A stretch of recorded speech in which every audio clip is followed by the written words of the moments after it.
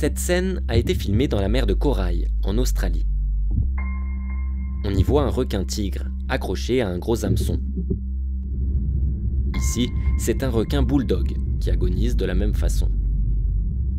On pourrait croire à du braconnage, mais pas du tout. Les hameçons plantés dans les bouches des requins ont été volontairement installés par les autorités australiennes. Depuis 1962, l'État du Queensland, qui se trouve ici, a mis en place des pièges à requins le long de ses côtes. Ces pièges, ce sont des centaines d'hameçons auxquels sont fixés des appâts. À cela s'ajoutent par endroits de longs filets en guise de barrière. L'objectif, c'est de protéger les plages pour éviter que les baigneurs et les surfeurs ne servent de proie. Et pour eux, les résultats sont plutôt positifs. Selon les chiffres de l'État du Queensland, entre 1916 et 1962, 19 personnes ont été tuées par des requins.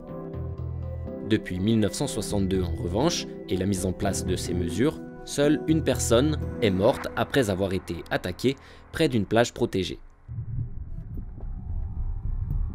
Mais cette stratégie pose problème, et un grave problème même. Elle décime les populations de requins. Selon les chiffres donnés par le Queensland, ces 30 dernières années, près de 25 000 requins ont été attrapés. Or, très souvent, ils en meurent.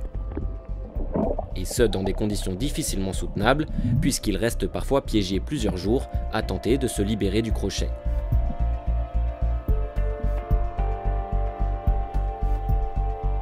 Résultat, selon les associations de protection de l'environnement, cela participe à affaiblir des écosystèmes déjà fragiles.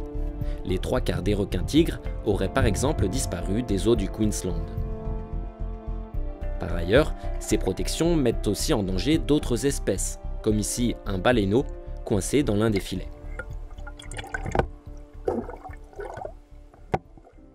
Dans une pétition, les défenseurs de l'environnement demandent aux autorités australiennes de moderniser ces installations de protection des plages, pour se tourner vers des méthodes non létales. Par exemple, en renforçant les patrouilles, notamment aériennes, pour avertir les baigneurs de la présence de requins.